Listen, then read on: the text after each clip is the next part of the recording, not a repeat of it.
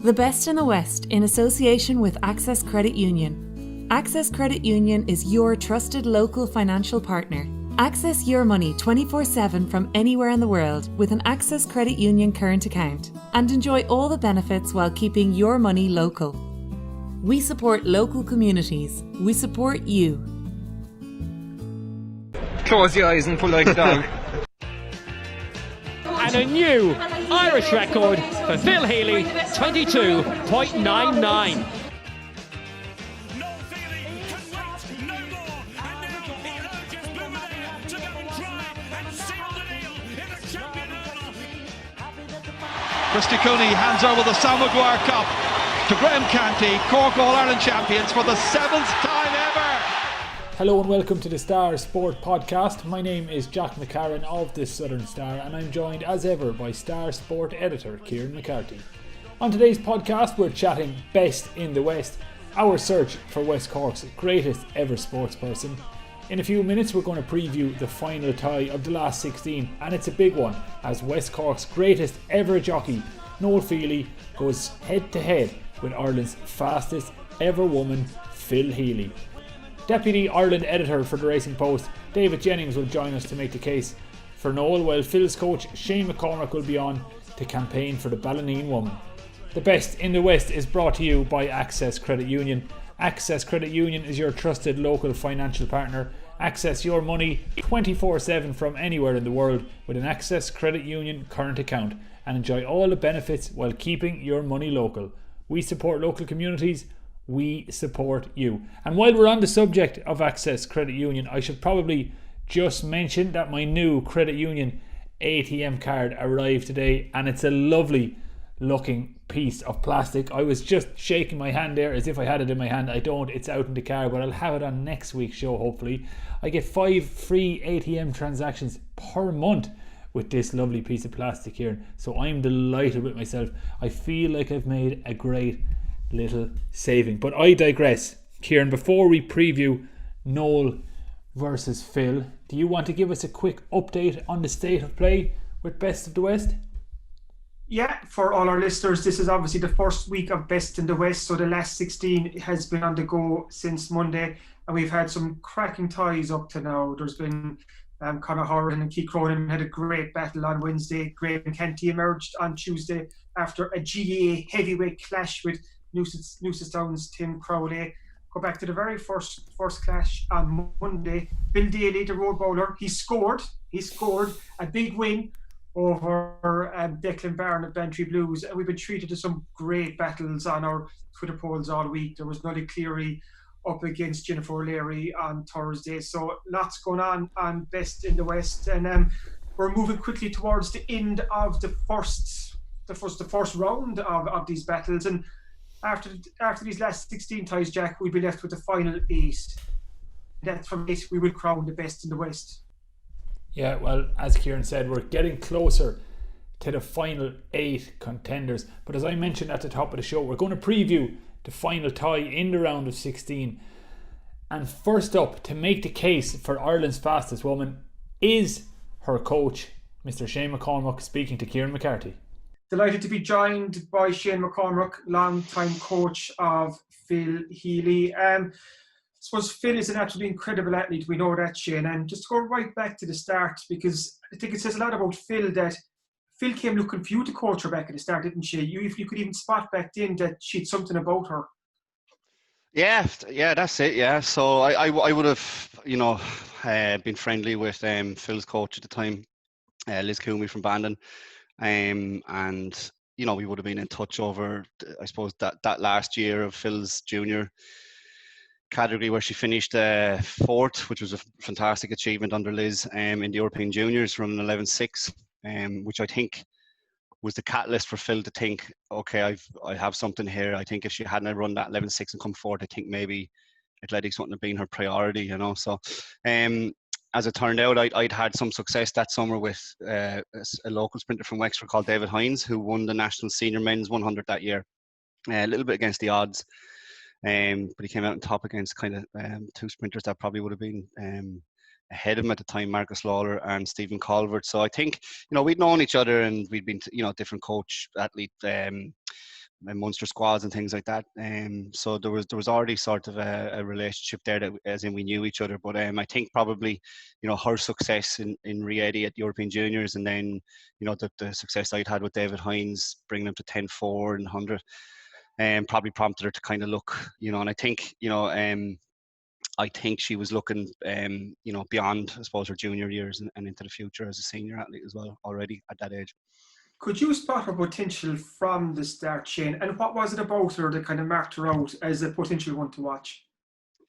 Yeah, like Phil wasn't prolific like as an underage, but there was it's just I don't know, it's that X factor in it. It's just that something about their demeanor, something about their, how to execute a race and how to carry themselves, and it was just a vibe there that you knew, like, okay, that there's bits and pieces of capabilities here. Yes, not all developed yet, or it's not all ready, but like you could just see there was just something under the hood there. Very strong, naturally strong. I used to always call her country strong, like, you know what I mean, from where she's from as well, like, you know what I mean. It is as country as you get, but that, and that's no disrespect to where she's from. I just mean it's she just has that tough background, that even when she started lifting weights properly with me after a year, like her strength gains were very rapid and very extreme. Like, she's very, very strong, so it was just, I suppose it was just that X factor, yeah. And over the years since you joined forces, like, Phil has got faster and faster, and the records have come, and the personal best and so on. And we've landed to the stage now where Phil holds 3 national records. That's the 100 metre, 200 metre outdoor and 200 metre indoor. She's the fastest woman in Ireland. We've christened her the Ballineen Bullet, and I've used that countless times. And I have to ask Shane, what makes her so special? And if she's, like I said, the fastest woman in Ireland, like, that's an incredible title to hold. But you've worked with her closer than anyone has. What makes Phil Healy so special?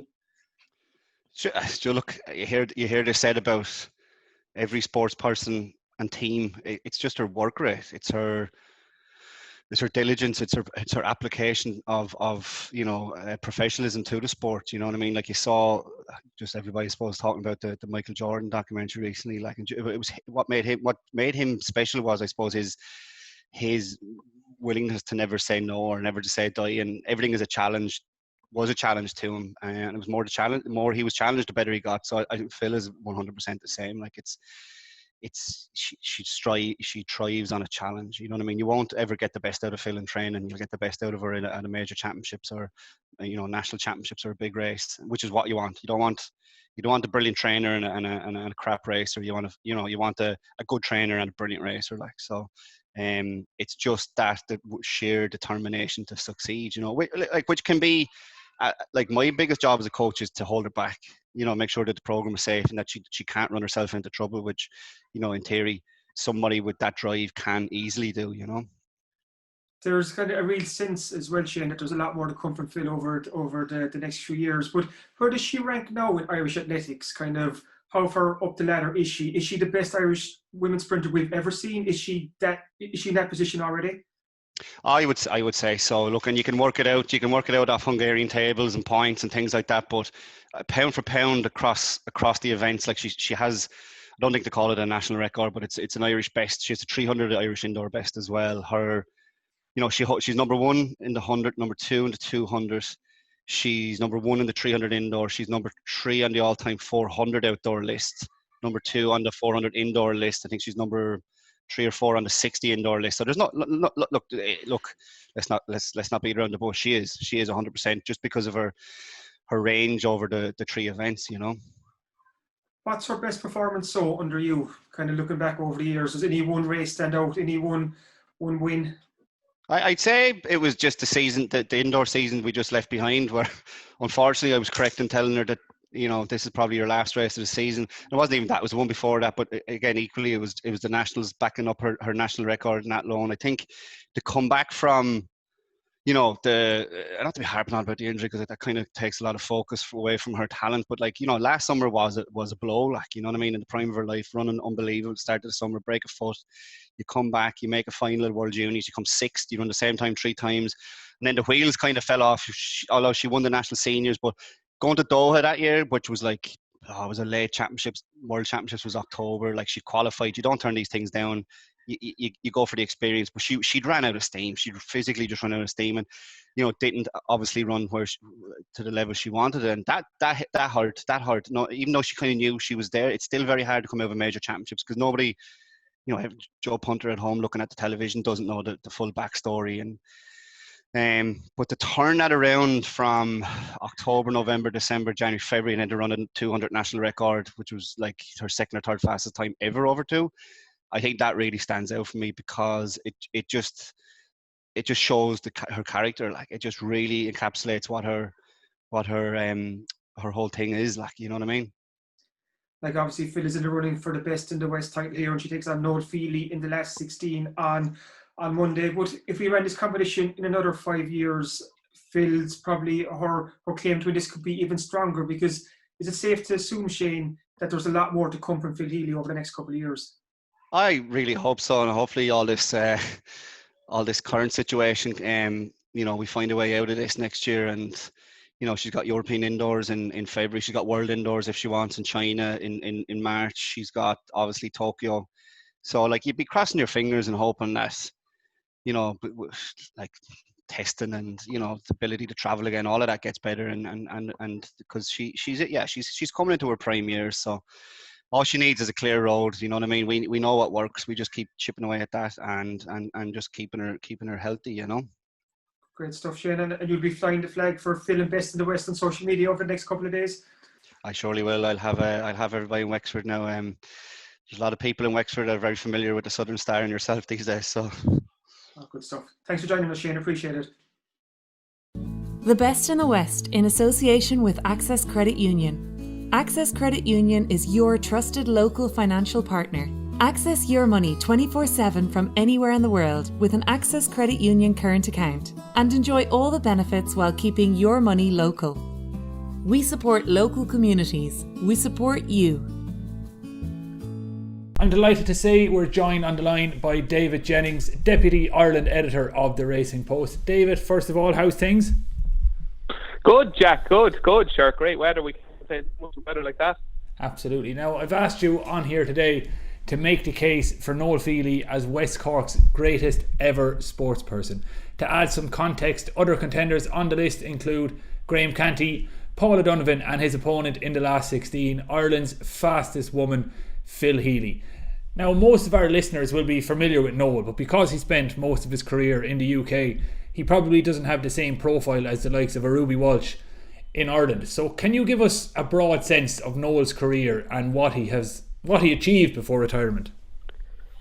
Yeah, absolutely, Jack. I suppose Noel in many ways is a very peculiar type of career that he's had, because everything happened for him really, really late in his career, which sets him apart, I suppose, from most people. You see a lot of jockeys, obviously, when they're, turn 16, 17, they start making a real name for themselves. Ruby exploded onto the scene, Barry Geraghty, Paul Carberry, all these top jockeys, they exploded onto the scene very, very early, whereas Noel was a bit more of a slow burner.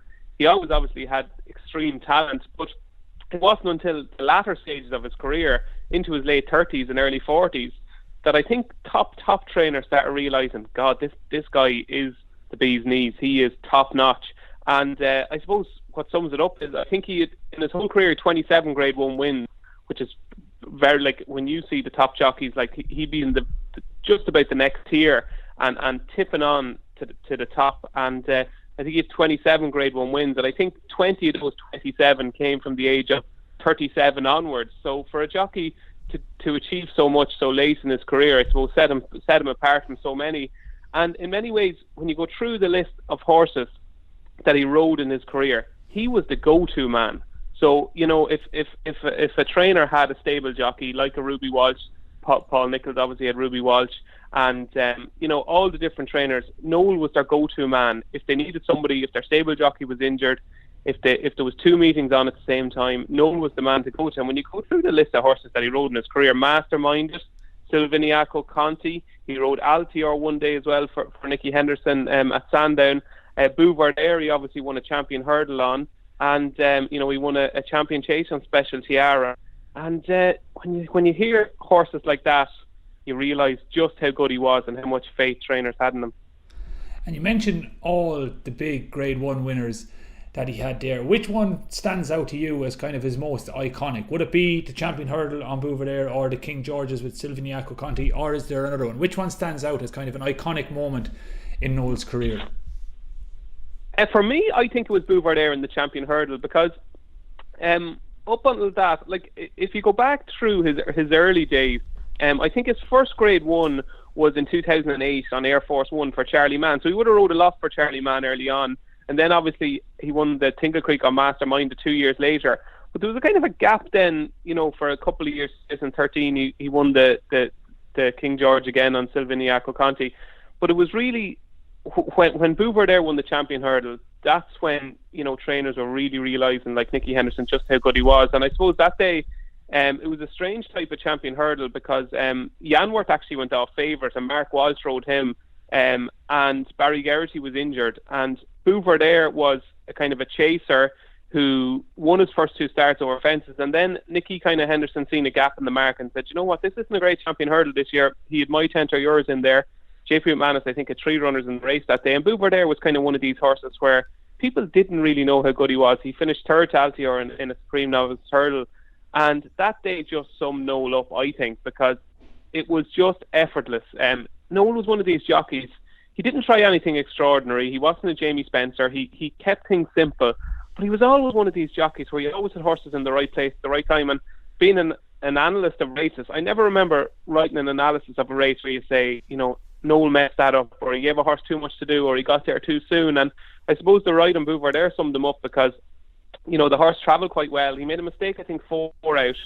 And then you just kind of spotted him. He was in the second colours of JP McManus and the green cap, and you spotted him gradually making ground. And typical Noel, hit the front just coming down to the last, and then kicked on and beat My Tent or Yours quite impressively. And that ride on the big day, obviously the Champion Hurdle is the feature on the day 1 at the Cheltenham Festival, and on the big day, he just had the perfect mentality. He was a big race rider who didn't let a big situation get to him. And that day on Bouvardere, I just thought, because it was so effortless, it kind of summed him up.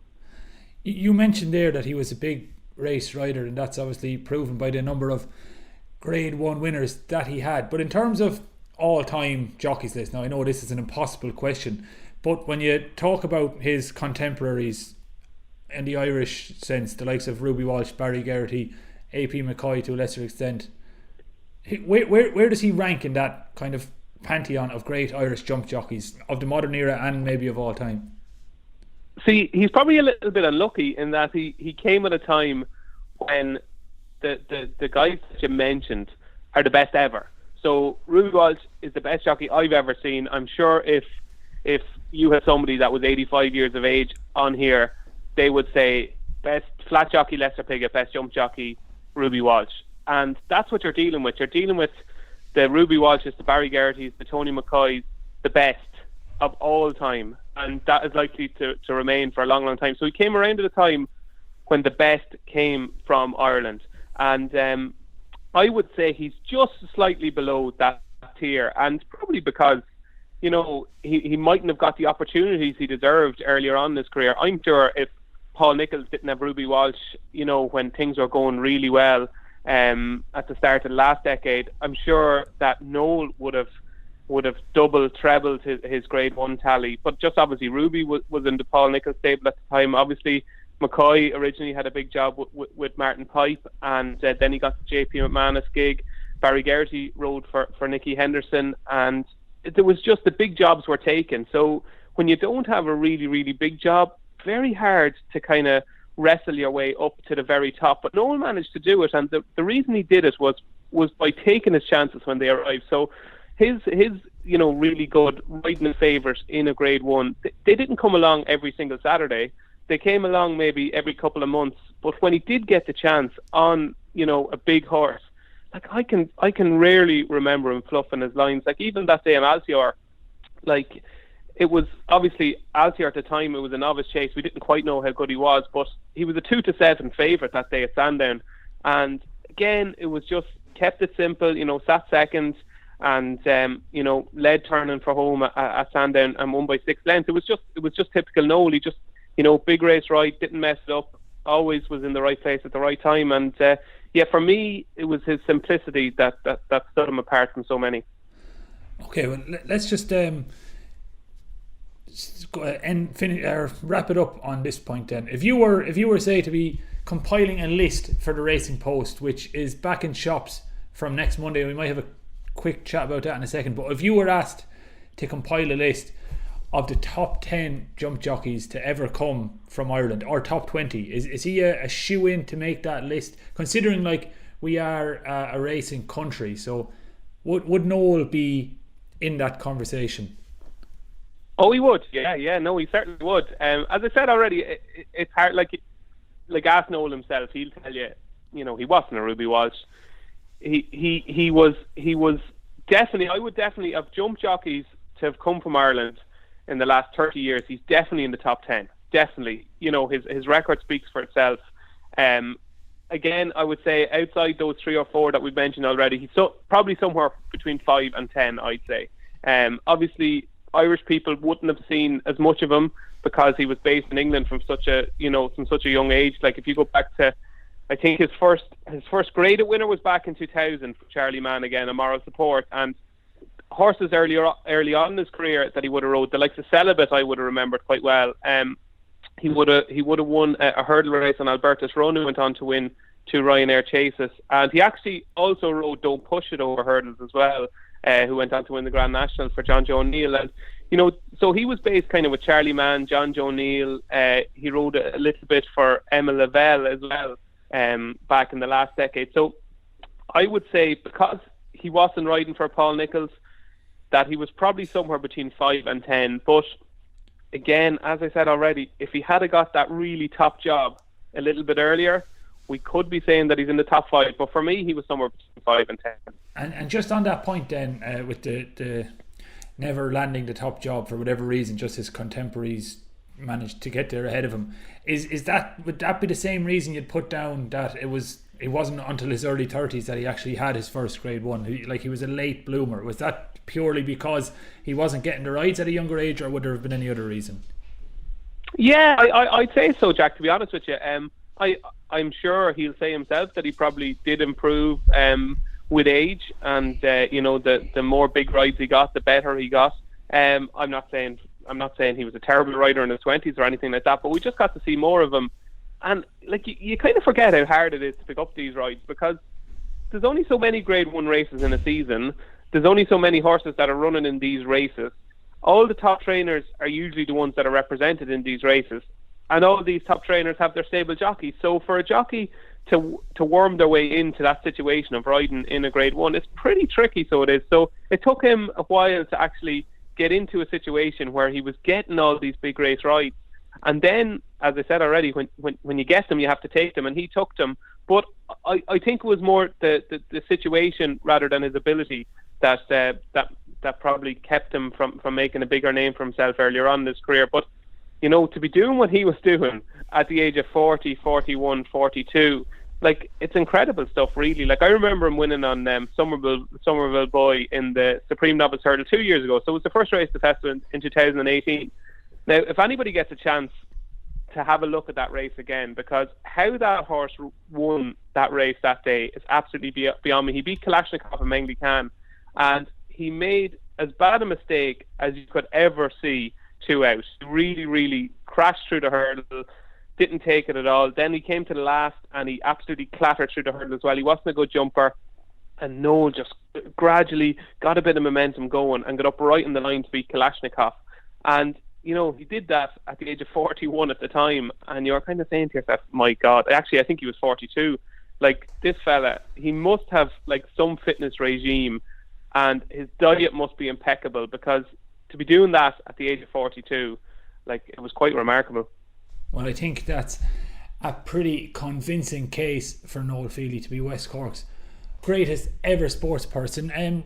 Thanks a million for joining us, David. Just a quick note on the racing front before I let you go. It's back in the UK next week, which means the Racing Post is back on our shelves on Monday. Are you excited? Is there anything in particular you've been working on that you're looking forward to? And how have you found life without racing in the last few months?